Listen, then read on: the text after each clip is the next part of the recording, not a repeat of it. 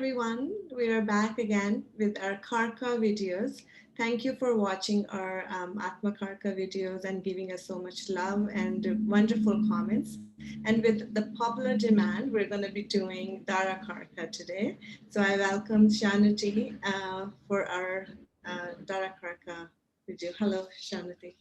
Namaste, Navjeet. It's such a blessing, honor, and pleasure to be here again continue our Karaka series.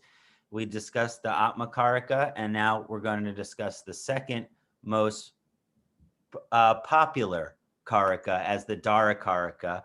It's one of the primary Karakas used in understanding synastry, compatibility, the energy of our spouse, and also what energy in general we're attracted to and like to spend time with. So I'm really excited to share this with our astrological community. And thank you so much for sharing this time with me today.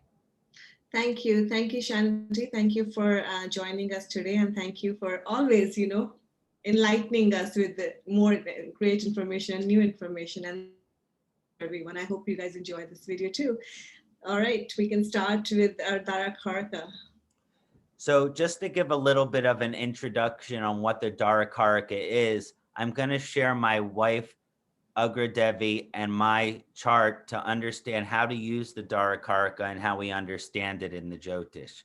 So on the left is my wife Rachel's chart, and on the right is my chart. And so when you're looking for the Darakaraka position, it's the opposite of the Atmakaraka. So the Atmakaraka is the planet in your chart which has the highest degree.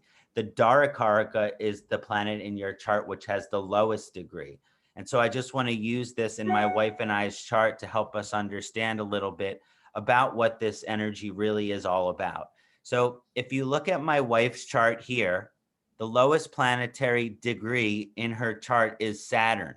So Saturn is my wife's Darakaraka, and it falls in Kumbha in Aquarius Rashi. So this is very significant in terms of understanding compatibility and synastry in a person's chart. We'll talk more about what each specific Darakaraka means, but I just wanted to explain how we see it and how we understand it. So Saturn is her Darakaraka position, and it's in the sign of Aquarius. That would mean that she is most compatible with the spouse, which has Saturn energy and Aquarius energy. And so there is no coincidence that if you look at my chart, my ascendancy, my Lagnesh is the Aquarius. So her Darakaraka is in the same Rashi as my ascendancy. This is something which would be used to understand the compatibility in our relationship. So because the Aquarius is ruled by Shani, and she has that Shani very strong in its natural position, in its Mula Trikona sign of Aquarius. And so Rahu also acts a lot like Saturn, right? Rahu is said to be most similar to Saturn of the 7 major planets. And so there's a lot of compatibility between my chart and her Darakaraka position. Additionally, if you look at my chart, my Darakaraka is here, which is Jupiter. Jupiter is my Darakaraka planet, and it's in the sign of Taurus. Now, the Jupiter Darakaraka, just like how her Darakaraka relates to my ascendancy, my Darakaraka relates to my wife's ascendancy, because my Darakaraka is Guru Deva, Jupiter, Brihaspataye. And if you look at my wife Rachel's chart, she has Jupiter right in the ascendant at 16 degrees. So again, both of our ascendancies relate to each other's Darakaraka, and this is a huge good compatibility aspect between my wife and I. Now, additionally, you don't just use the Darakaraka position to understand compatibility. We look at the moon nakshatra, and we also look at, for a woman, the position of her Mars, and for a man, the position of her Venus. So I'm just going to mention that as a secondary aspect to further understand compatibility. If you look at my wife's Mars here in the Sagittarius Rashi, and then you start to understand that in my Sagittarius Bhava is Saturn, which is her Darakaraka. So you're starting to see this kind of triggering relationship in the chart between these compatibility aspects and understanding how two people are going to work best together. And so again, her Mars, which is the Karaka for men, in addition to Jupiter, which is her Jupiter, is where my Venus and Moon are. So again, I've discussed a lot of these compatibility aspects before. But from a Mars perspective, that Sagittarius being where my Saturn, which is her Darakaraka, is another Darakaraka relationship compatibility aspect.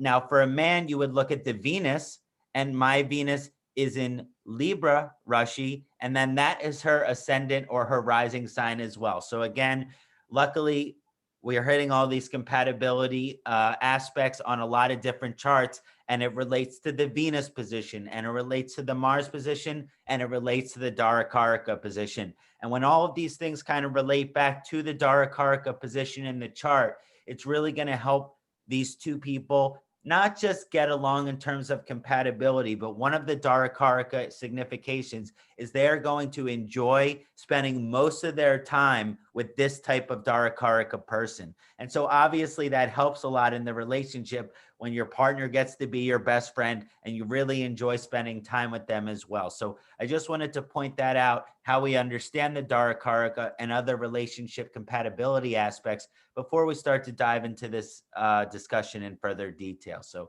I hope that was beneficial for everybody. Thank you. Thank you for sharing that, Ksanati. That's beautiful. You got Venus and Moon together. It's beautiful. Yeah, yeah. Nice. Thank you. So we're gonna we'll start with Sun being Darakaraka for someone and how it shows up in the chart and compatibility.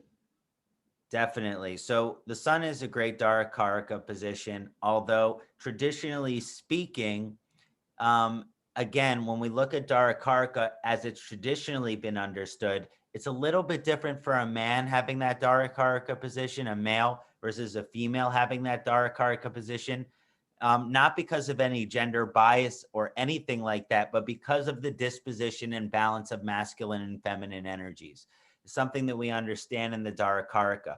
So when the sun is the Darakaraka position, which means you have the sun in the lowest degree of your chart, first we have to understand the dignity of the sun, the nakshatra lord of the sun, the nakshatra deva of your sun. It all kind of relates to these different aspects of compatibility. But generally speaking, when the sun is the Darakaraka in the chart, you are going to enjoy spending time with, and you are going to be most attracted and compatible with someone who has a high understanding of their self-empowerment. I like to use the term swasta, which is the ability to stand in your dharma, the ability to stand in yourself.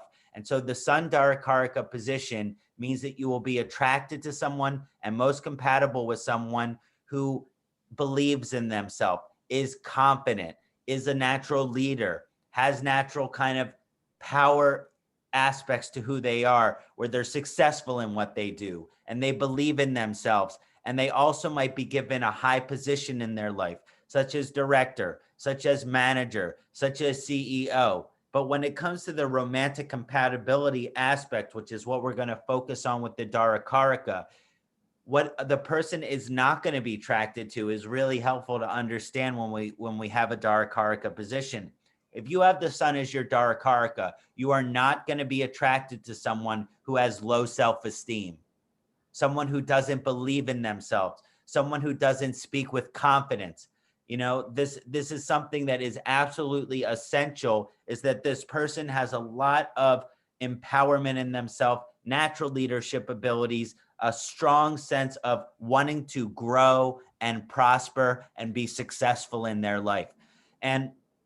But with each Darakaraka position, even though the significations are associated with that planet, there are some aspects where if the Darakaraka is out of balance, right, that energy of what you're attracted to is out of balance, that's not going to be compatible for you either. And so when the sun is the Darakaraka, they have to find that balance of believing in themselves and confidence and success, because someone who is too arrogant, someone who has a large ego, someone who thinks that they're better, more superior than other people, is also going to be very unattractive for the Darakaraka position of sun. Again, for anyone with the sun Darakaraka, you'd rather that your partner have more confidence than less confidence, because you're totally not going to be attracted to an individual who has low confidence and a low self-esteem, doesn't believe in themselves.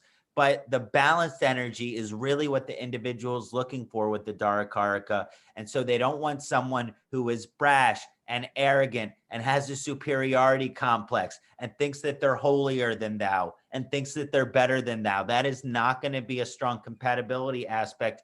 You kind of want to have that right balance between egotistical and lack of self-appreciation, which is a nice, humble, and confident expression of the individual energy, but not in a way where it degrades or downplays other people's personalities or roles in their life. Again, a good leader, a good king, a good queen is not just someone who's a leader, but also helps everyone else in the empowerment of themselves. And so someone with the Sun Darakaraka position, they're going to help their partner, is not going to knock them down, right? And be like, I'm better than you. No, they're going to empower their partner to be just as confident and just as successful as they are. So that's just what I wanted to mention about the Sun Darakaraka position and how it really needs to be balanced for the most compatibility. All right. And does it mean, like, for example, if someone has Sun as their Darakaraka, will it change according to if their Sun, like their Sun in their chart is exalted, debilitated, placed in, like, Totally. I mean, one of the best examples is, okay, so let's say the sun is your Darakaraka, but that sun is in Tula, is in Libra Rashi, which means it's in a debilitation condition. That Mhm. would mean that that individual doesn't have a lot of confidence in themselves, right? And so the Darakaraka position in that chart would suggest, okay, I need a partner who's going to help me with that. I need a partner who's going to help me feel better about myself and isn't going to encourage me to be myself. I mean, the sun in a Venus sign can be very much like this, especially at the Darakaraka. Now, let's say that sun is in Aries Rashi. It's in Ashwini or Bharani Nakshatra, right? If we're looking at this position of the sun, the person might be too egotistical. They might be a little arrogant. And again, they're going to need someone who might even be a little bit stronger than them. So that was going to take them down a notch. So this means that, yes, you want someone who is confident in themselves, but maybe they're confident in themselves in more of a humble way. And so they're actually, even though the sun is exalted and it's the Darakaraka, another powerful person needs another powerful person. But that Mhm. other, but because of the native exaltation in the natives chart, they might need someone who's actually going to take their ego down a notch, right? And I think no matter what, our spouses tend to do that from time to time. Right. Right. Yeah. So next is Moon Darakaraka. So the moon Darakaraka is really beautiful position for the Darakaraka, because it means you're going to be attracted to someone with the feminine energy. You know what I mean? With a motherly energy. This is someone who is devoted. This is someone who's caring. This is someone who's nurturing. This is someone who is, can be very much dedicated to their family and a true patriot to their homeland, and a real lover of other people, because this means that what you need in terms of romantic compatibility is someone who is sympathetic, someone who is compassionate, someone who is empathetic, someone who is intuitive. And I know a lot of times in romantic relationships, because I do a lot of romantic counseling in my Jyotish, and it's Mhm. and it's funny because a lot of times in romantic relationship we expect our partners to read our minds. And no one can read our minds. They can't know when we're in a good mood. They can't know when we're in a bad mood unless we talk to them about it. But if you have the moon Darakaraka position, you're naturally going to be attracted to someone who is empathetic, compassionate, and intuitive, which means if anyone is going to have the possibility for their partners to read their mind, we're looking at a moon Darakaraka position. Now, the thing about this vibration is, of course, they say that men are attracted to their mothers, right? There's that old psychological thing, we marry someone like our mothers. But this aspect can actually become severely out of balance, because when we the downside of the moon Darakaraka position, especially if you're a guy, is you're going to be attracted to someone who's going to take care of you. And again, we all need caretakers in our romantic relationships, but that's not to be the primary energy of a relationship. Is I can't take care of myself because I'm a baby, I'm a young child. So I'm going to look at my moon Darakaraka position and look for someone who's going to take care of me. So that can be really out of balance. And then also, even, with women who have that moon Darakaraka position, a lot of times there can be men who are in touch with their emotions, right? They're in touch with their sensitivity. They're in touch with their intuition, and they're compassionate in their nature. But men also have this tendency to be stoic, which means when we experience emotions, if we're not spiritually evolving in that way, we want to shove them down. We want to repress them because we don't want to show our tears. We don't want to show and this is changing with the evolution of consciousness, right? Because all men possess feminine energy and all women possess masculine energy. But a lot of times when a woman has a Darakaraka position, they need a man, they need a partner that is going to be very much compassionate, sympathetic, and intuitive to them. And so for a woman with that position, you really need a man who has a lot of emotional maturity and is in touch with this aspect of who he is and is a caretaker. You know what I mean? They can even possess that energy of like maybe depending on the feminine's chart, the woman's chart, maybe the woman goes out at work and the man who has that moon energy in his chart that the female Darakaraka needs is a stay-at-home father. And we see that this is manifesting more with the evolution of consciousness. Gender roles are changing quite significantly. But yeah, it's a beautiful position for someone to understand that they need someone who is very emotionally mature and has that capacity for empathy and intuition. So, like emotional connection and being emotional needs being met would be the most important, you know, important for the person who has the moon Darakaraka, right? Without a doubt. Right. Definitely. Definitely. Someone who's really emotionally nurturing, and then they can be, yeah. Yeah, I mean it's going to be someone who we don't have to pull their teeth to get them to be caring. It should be their Right. natural disposition.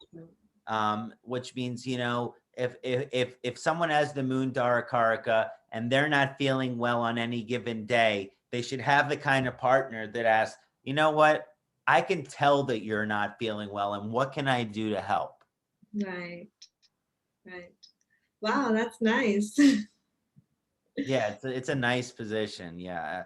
And again, if you have that moon Darakaraka and that person is moon Cancer, moon Taurus, it's really moon Leo even. It's a really beautiful relationship. Wonderful. Next would be Venus. Venus Darakaraka.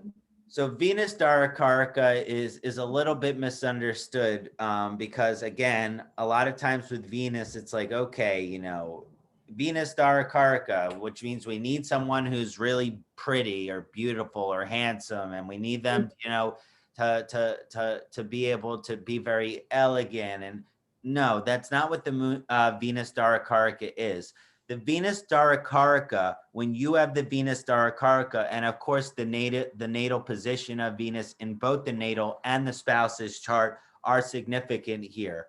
But one of the things that I noticed with the Venus Darakaraka is that a lot of times if you have it, the kind of partner that you need is someone who is able to appreciate the beauty and joy and pleasure of life. Because life can be very serious. But part of the Venus Darakaraka position means I'm going to be compatible with another partner who is able to enjoy the beautiful weather, who is able to enjoy the flowers, who is able to enjoy art, music, and entertainment, going to the art museum, watching a great movie, going to the play, whatever it is, their ability to enjoy all of these aspects of life. Because again, Venus has to do with the five senses, the five indriya.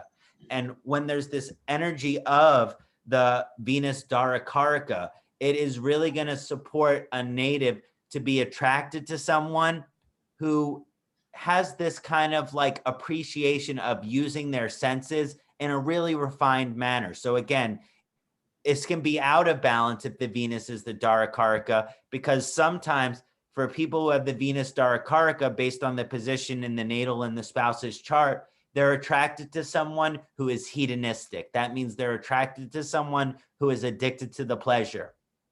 And this is the dark side of the Venus Darakaraka position, is that until you kind of evolve with your own relationship with Venus based on the Venus Mahadasha or significant Venus transits in your prashna, in your chart, you might be attracted to someone who is an alcoholic, is a drug addict, is addicted to the money, is addicted to the job, is addictive to the physical intimacy expression of the relationship. And as we come to understand the evolution of a romantic compatibility, it's not about how much pleasure that two people can give each other. It's how much can we grow together as partners in this spiritual journey for like the rest of our lives. And I think that's like, not to get too far off topic, but like divorce is bigger now than it has ever been before. And I took philosophy of love. And like part of the reason that is because we're attracted to people because of their qualities and because of what we have in common with them. And because of our relationship with pleasure isn't match up with their relationship with pleasure. And then people change. And what was pleasurable for them at one moment or what they were attracted to in another person's qualities, it changes. And then there's divorce. We have to understand that, especially with the Venus Darakaraka position, it's not how happy we can make each other. It's how much we can learn from each other in terms of our growth, the growth of our senses, the growth of our relationship with pleasure. And so usually the most compatible thing about a Venus Darakaraka position is that your spouse or your partner is balanced, is moderate, is not excessive in their actions or their pleasures, has a nice relationship with money where they don't undervalue it, where they don't overvalue it. Yeah, they give a lot of time and energy to their partners, but not in an unhealthy way where they're disregarding their family or their spirituality. You know what I mean? A Venus Darakaraka position is most compatible when the other native is really balanced and moderate in all of the aspects of their life, body, mind, and soul. Absolutely. So someone romantic, artistic, and refined in nature, right? In a positive. Yeah, exactly. And that's really definitely going to be compatible for the Venus Darakaraka position. But they can't be the hopeless romantic, right? Hopeless. They can't romanticize everything as being romantic, because sometimes things like changing the baby's diaper, there's just nothing romantic about that. Right, The responsibility we have as spouse and partner too. right. So someone who takes that responsibility in a way where they're enjoying their partner, but doesn't take it too lightly and get, washed away in the fantasy of romance, right? The reality of romance is what's So compatible. not, yeah, so not staying up in the sky with La La Land, coming down to ground, Exactly. Like, right? Being grounded yeah, in their relationship. a nice example might explain this is like, okay, it's someone who wants to take a vacation with their partner, but isn't going to spend more than 10% of their savings account to go on that vacation. Right. Yeah. Because that would mean that they have the right relationship with money and that they're doing the right thing for the romantic relationship, but not at the cost and the expense of other things. Right. Thank you. Mercury? So Mercury Darakaraka is absolutely, really, really interesting, because a lot of times with people that I see with the Mercury Darakaraka, one of the things that I've heard is that the brain is the most erogenous zone. That means that the brain is actually what attracts one person to another. But that's not true for everyone, although there is some truth to that for everyone. But for the Mercury Darakaraka position, there is nothing more attractive that you will find in another person than their mind. That's their intelligence. That's the way that they comprehend, the way that they understand is going to tickle you. And that means that that's when they speak, when they share, when they're teaching, when they're learning, they are able to kind of digest and understand information and then express it to you. So one of the, in addition to the intellect of the person being the most attractive, the conversational or communication skill for the Darakaraka native with Mercury is also extremely important. A lot of the happiness for a Mercury Darakaraka position comes from you and your partner learning together and engaging in a deep, deep intellectual, philosophical conversation where the thing about the Mercury Darakaraka is you want to be able to learn from your partner because they're smart.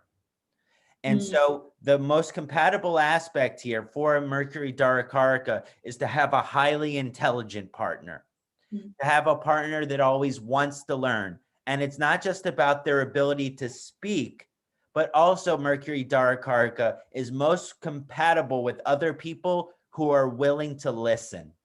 The ability to listen to other people and specifically listen to your partner and to have your partner listen to you is one of the most essential aspects of the Mercury Darakaraka position. I mean, additionally, some other things about the Mercury Darakaraka is that these people are very comedic. They have a sense of humor. And so the Mercury Darakaraka position is very much attracted to another individual which has a great sense of humor, which makes jokes and the intelligent jokes. We're not talking about silly, unmature jokes, right? We're talking about highly intelligent people that are able to have a quick wit, like to learn, like to have good conversation, and that's what's going to be attracted. Now, when it's out of balance, if you have a Mercury Darakaraka position, you might be attracted to someone or end up with the spouse, which is overly analytical. And of course, the analysis of life and understanding things is like helpful. You know what I mean? At its right dosage. But when that dosage of analysis becomes over extreme, you're dealing with obsessive compulsive disorders. You're dealing with people who are, are not able to have a spirituality because they are too mathematical, they are too intellectual. So again, this is the challenging aspect of depending on the Mercury's position. If you're a Mercury Darakaraka, what is going to be good and bad for you?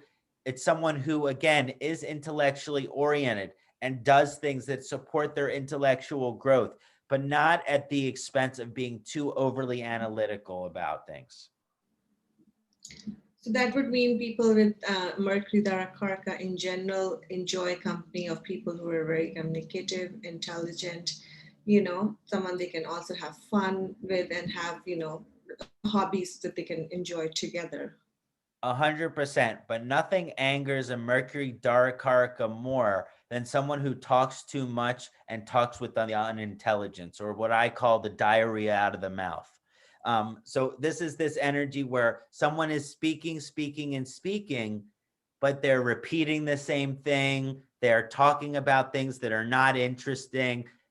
So again, you're totally right. The Mercury Darakaraka loves this person. They can have a great conversation with just as much as they hate the person who has the stupid conversation. Right. Yeah, that makes sense. That makes sense. Next, Jupiter. Jupiter. So Jupiter Darakaraka is my Darakaraka position. And, I definitely appreciate the Jupiter Darakaraka. The Jupiter Darakaraka, it suggests that the kind of partner that you're looking for is someone who is wise, Mm, right? Someone who seeks philosophical, spiritual, and worldly wisdom, which means they are usually educated or highly educated. They might not be religious per se, but they'll definitely be spiritual in terms of they're trying to become the best person they can be, because it's all about that reflection, right? Someone with the Jupiter Darakaraka position, they're striving to become the best person they can be. And so they're going to need that mirror in another person who's trying to better themselves. This would mean that, again, they don't have to be a guru, but they have to be someone who once, likely they've gone to the college, maybe that they want to go to the postgraduate education. They have a highly intelligent job. You know, they might not be religious, but they're able to have spiritual conversations. They're able to have philosophical, particularly metaphysical conversations. And there's just this really, really powerful energy, which is like, okay, I am not necessarily believing in something blind, because someone who is highly intelligent isn't going to just believe in something blind. No, they're going to believe in something through their experience. And so it's very interesting, as a Jupiter Darakaraka native myself, what I is most compatible for me in my relationship is someone that I can always learn lessons from. And again, they might be teaching me my lessons. My wife is always teaching me lessons. And the thing is, you know, I'm on a spiritual path, but sometimes I can lose sight of where I am in my spiritual path, right? I'm going for something, but I get distracted. My wife is the perfect example of someone who says, okay, you're not being the person that you want to be. So now here's how you're not being that person that you want to be. Out of love, I'm telling you that so you can be more connected and try to get back on that path, what you know you're striving for. So they're going to make you be kind of transparent. And it's not just about the Jupiter Darakaraka position, which is a little bit different from Mercury. The Mercury kind of wants someone who is very knowledgeable and intelligent. And the Jupiter Darakaraka position is also someone who wants that, but it's more about that person shows it through their actions. And so for the Jupiter Darakaraka position, there's a lot of lessons. It can be a little bit difficult sometimes because there's no time when, if you have Jupiter as the Darakaraka, where the lesson will stop in the romantic relationship. Lessons will always start to manifest in your life at any given time.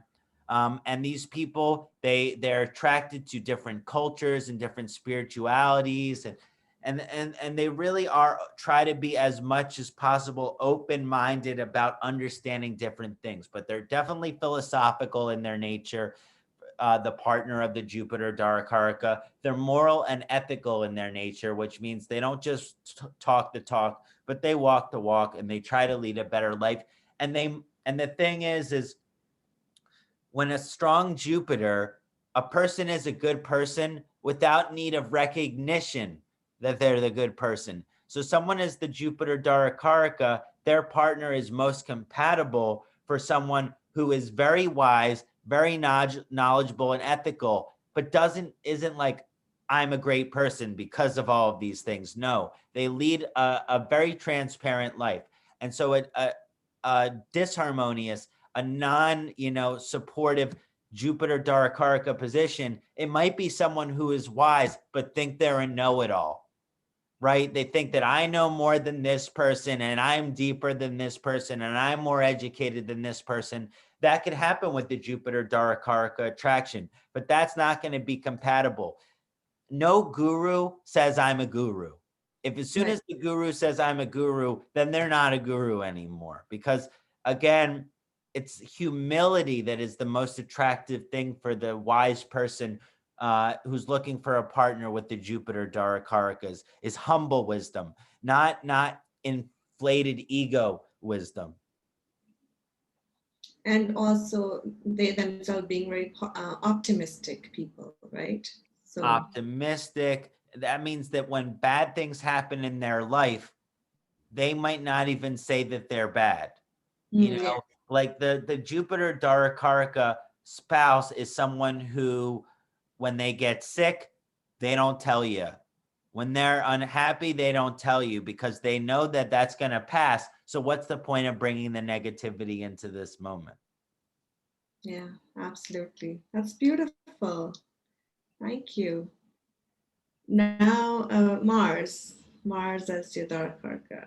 So Mars Darakaraka, it's intense. I mean, it's a little more intense for a man, because just like how men can be stoic, a lot of times that, again, this is changing. Gender roles are changing. I don't believe that they're as significant as they used to be. But the Mars Darakaraka position, means that you're going to be attracted to someone and most compatible with someone who is a go-getter, who is constantly progressing, is constantly doing things, right? Some people are, they want a partner who's at home and is going to be at home and take care of you and take care of the family. No, not the Mars Darakaraka. The Mars Darakaraka is going to be attracted to someone who is constantly progressing, who is constantly advancing.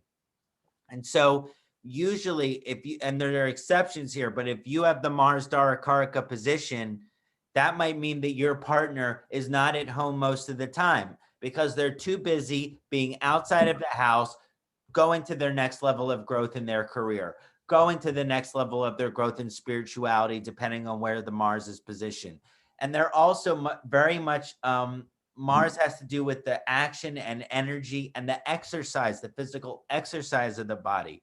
So people with the Mars Darakaraka, they want their partner to be in good shape. They want their partner to work out. They may even be attracted to their partner who is a professional fighter, karate, mixed martial arts, wrestling. Like these are just different things where it's like, okay, I'm actually most compatible with someone who is intense. And there's a positive side of that aggressive energy where they're constantly doing things that they know they need to do and they don't procrastinate. They don't put things to the side. They're constantly being like, okay, what's the next thing that I can do to help further emphasize success in this area of my life? Now, when the Mars Darakaraka position becomes out of balance, it's a little more challenging because the Mars Darakaraka position can show someone who is overly aggressive. So a lot of time, if the Mars is unbalanced in the person's chart, that Mars Darakaraka can show abuse. It can show someone who batters their wife, a man who batters and hits their wife. There's nothing worse than that. And actually, believe it or not, it can show a woman who beats up her husband. So again, we have to understand that aggressive energy, when it's applied to positive sattvic things, and usually there's some other sattvic indicators in the native's chart or in the spouse's chart that would show that that energy goes towards bettering my health, bettering my career, showing up at all my children's parent-teacher things. Maybe I'm a coach for my parents' sporting, right? I mean, for my child's sporting events. I'm the coach of their baseball team. I'm the coach of their soccer team. I'm the coach of their track team. I mean, if you have the Mars Darakaraka, maybe your partner has this incredible role and they seem to be at everything for your child and at everything for you that's important to you. And that's what's beautiful about the Mars Darakaraka position. But out of balance, it lends to an inability to control our aggressive tendency. So someone who's strong-willed, driven, and capable, and just, go-getter, energetic, right? That would be mostly the energy that we're looking at with the Mars Darakaraka. Yeah, I mean, you're looking for someone who they have that fire inside of them, and if someone was Right, to describe their personality, they would call them fiery. right. Definitely. Thank you. They're like Energizer bunnies. I mean, sometimes with the Mars Darakaraka, you're gonna go way to bed before your partner because your Right, partner might have not insomnia. They might the person who burned the midnight oil. They like to work between 10 p.m. and 2 in the morning. right. And Saturn, next to Saturn. So Saturn Darakaraka is my wife's Darakaraka, and we were looking at that earlier. So I've got a chance to understand this one personally.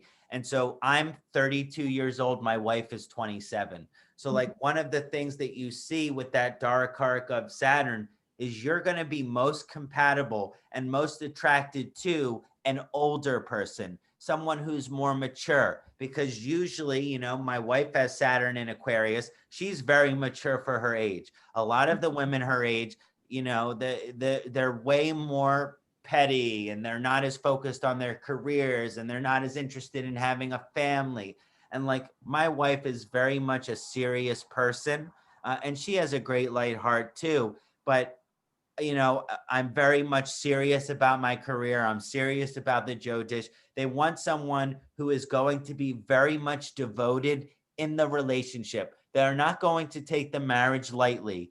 They're going to take the marriage very seriously. You know what I mean? I mean, luckily my Rahu's in Aquarius, so like it's not too serious. You know what I mean? Like I can make lots of jokes, but like I'm generally an extremely serious person, like when it comes to most things. And that's why I need that Rahu to kind of balance like the humorous, mystical journey of life. That's about the journey and not the destination. But like for the Saturn Darakaraka position, you want a partner who is mature. You want a partner who is responsible. You want a partner who is disciplined and loyal, because that's what's going to benefit the most in the success of your life together and the longevity and sustainability of the marriage relationship. And so the Saturn Darakaraka position, you're most compatible with someone who is very much serious and disciplined about the areas of their life which are important to you. So my wife's Saturn in her Darakaraka is in her fifth house, right? So that's education and that's children. You know what I mean? And like I've wanted to have children since our first year of marriage, you know? Oh, So this is just an example of something I'm very, very serious about. And in the long run, when my wife's Saturn returns happening, which is in the next year, it's going to start to activate this energy of, okay, I'm already serious about something that when the time is right, she's going to have to be serious about it too. And it's also in her house of education.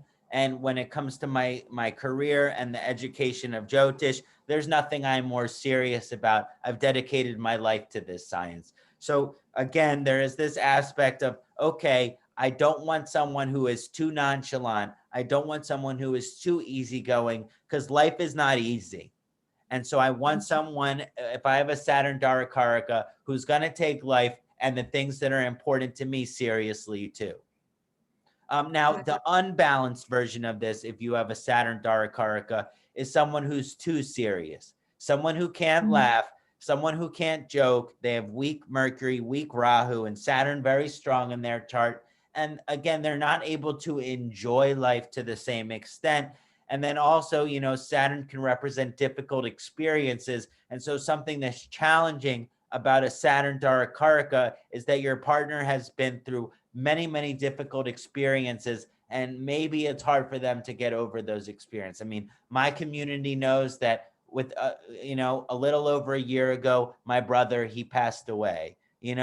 This is something that my wife's Darakaraka position, like it suggests that, like, yeah, I've been through some like really, really challenging life experiences, that luckily I have a spiritual life that helps me work through those things in a way where I become stronger as a result of them. But not everyone is so lucky. Right. Oh, beautiful. Rahu and Ketu, do they do we take them as Darakarkas too? Yes, we can take them as Darakaraka in the same way that we can take them as Atmakaraka. I just wanted to go a little bit over with everyone because there was a lot of questions on the Atmakaraka. How can the Rahu be Atmakaraka or Darakaraka? And then how can the Ketu? And so it's written a lot by a lot of Jyotish that, first of all, that we don't use Rahu or Ketu as the Atmakaraka. And then it is the primary belief that only Rahu can be the Atmakaraka or Darakaraka and not Ketu. But I want to be clear that I believe differently, as is my experience as a Jyotish astrologer. And I am saying that I'm a Rahu ascendancy. You know what I mean? So my opinion is not the majority opinion. My opinion is the minority opinion. And then not only Rahu can be the Akaraka, but that Ketu can also be the Karaka. Because I have literally seen in people's charts where Ketu is having more of an Atma or Darakaraka influence. And so how do you tell which one is the Atmakaraka or the Darakaraka, right? So First of all, when it comes to the Darakaraka, you're looking for the planet of the lowest degree, and they're going to be at the same degree. So whichever one is strongest, right? That is the one that I like to use as the Amakaraka, right? And so if you're looking for the Darakaraka position, it'll also be at the same degree. But we're looking at terms of strongest here in terms of its influence on the seventh house, its influence on the Navamsha, right? So again, for the Atmakaraka, we're looking for the strongest one overall. Is Rahu or Ketu stronger in the chart? For example, I'm a Rahu Aquarius person, right? So so Rahu is strongest in the Aquarius Rashi. So for me, Rahu's stronger. Now for the Darakaraka, it's a little more specific because you're looking on the seventh house. Is Ketu in the seventh house? Is Rahu in the seventh house? Then you would automatically use that as the Darakaraka position. Is Rahu or Ketu aspecting the seventh house? Is Rahu or Ketu in the Venus sign for a man? Is Rahu or Ketu in the Mars sign for a woman? So this is it gets very specific, and it might be hard for you to tell it yourself, because I do a very in-depth analysis when it comes to the karakas and how they're going to be influencing the individual's chart. Atmakaraka Rahu Ketu, Darakaraka Rahu Ketu. But again, it's not a common opinion that Ketu is ever a karaka. I'd say I'm one of a very small percentage of astrologers that will use Ketu as a karaka. Now to get to the answer. If Rahu, and you'll know based on these significations, is Rahu or Ketu your Darakaraka? Because one of these is going to hit home more than the other. And again, because of the Rahu Ketu permanently retrograde position, we're not using the highest degree. We're using a subtractive analysis. Now, for the Rahu Darakaraka position, this means that you're going to be most attracted to someone who is from another culture. So whatever religion you're born, whatever skin color you're born, odds are your spouse is different if you have the Rahu or Ketu as the Darakaraka. That might mean that it doesn't really matter what religion they were born in. It matters what religion or discipline they practice. I was born to a Judeo-Christian, family, but I practice Hinduism, so it's not what you were born in, it's what you practice. But usually you will be attracted to someone outside your religious spiritual paradigm you were born, outside of the race that you were born, maybe outside of the country you were born. And you'll also be attracted to someone who likes to travel to the foreign lands, who likes to experience the mystical life, who is interested in astrology, who is interested in yoga, Ayurveda, shamanism, all of these different things that is kind of like on the fringe or outside of the general understanding of dogma, because Rahu is very adogmatic, which means it is spiritual, but not in terms of religious law, not in terms of religious rule. It's spiritual in terms of our experience with the God, through the chanting, through the kirtan, through the pranayama, through the daily sadhana. That's what you're going to be attracted to, who you're able to travel the world with this person and see all of the beautiful aspects of life outside of the country that you are born. And then also because of the Rahu Darakaraka position, generally speaking, that means that your partner has been through very, very difficult experience and overcome that adversity. A little to like the Saturn that we just discussed, but even more with the Rahu Darakaraka position.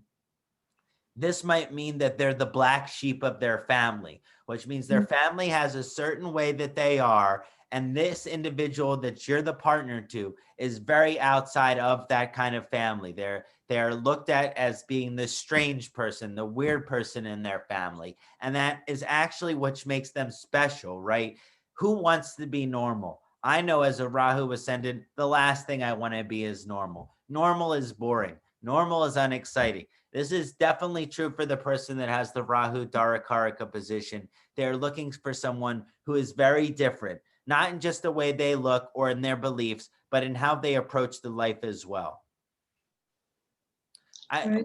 One thing is the downside if you have the Rahu Darakaraka position is that these people, they can be secretive. They can be dishonest.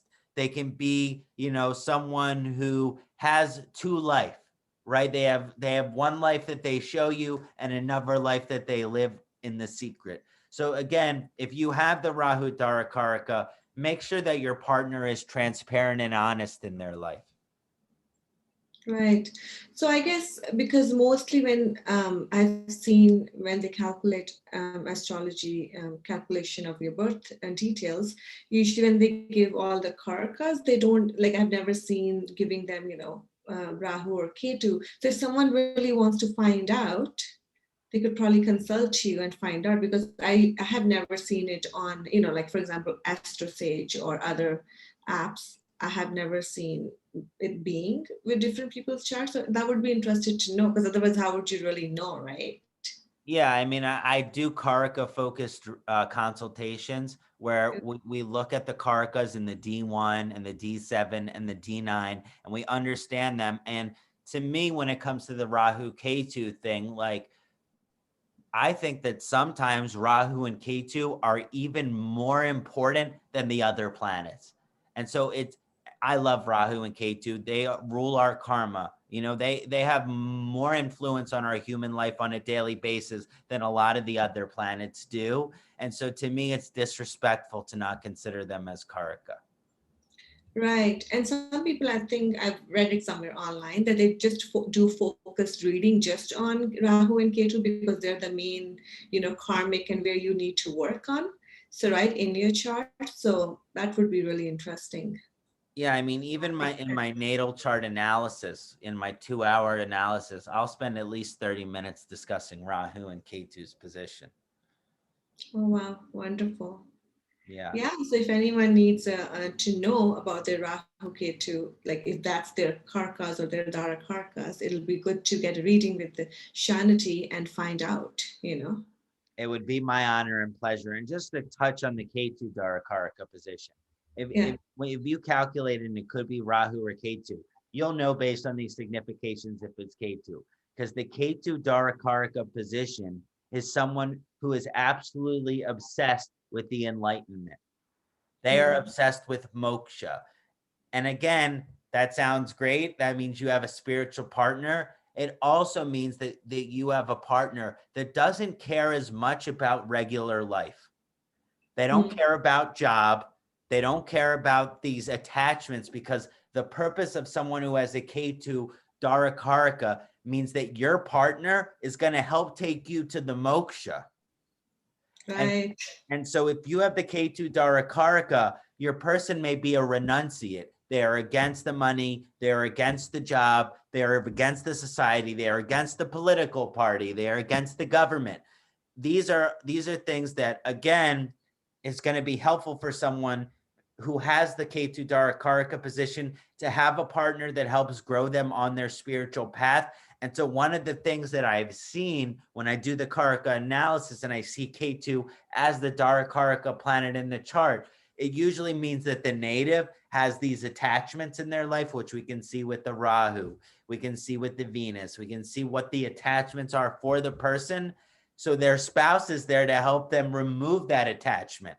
So if the person has attachment to money and the Ketu is the Darakaraka, your partner will take all your money. Yeah. So they'll like to spend. They like to go on again, because of the influence, they like to travel. They like to get spiritual teachers. And so again, if Ketu is the Darakaraka for you, usually the things that you're most attached to, your partner is not attached to those things. If the native is attached to their mother or father and they have Ketu Darakaraka, then their partner has no attachment to their mother or father. Maybe their mother or father died when they were young and they just come to have this peaceful life without the influence of the mother or father, which is to show you that you don't need to have that attachment either. It doesn't mean that you don't love the thing. It doesn't mean that you don't appreciate things. But when it comes to the moksha and the samadhi, we can't take anything with us when we leave this realm. And when we go to the Svarga, the celestial dimension, to join the Paramatman, Om Tat Sat, like when we get to that moment, we cannot take anything with us. And so if you have the Ketu Darakaraka, understand that your partner has that role in your life to help you get there, which might not be easy, but it is a blessing. Right. That's so lovely, Kṣaṇāti. What a wonderful session. Thank you, as always. Thank you, Navjeet. And thanks to everyone of Dr. Arjun Pai Astrology and the viewers on my channel. And, you know, Nav and I are very excited for whatever we're going to be doing together next. We love sharing this information with the Jyotish community. So thank you to all our viewers, and Om Namah Shivaya. Hari Om. Thank you.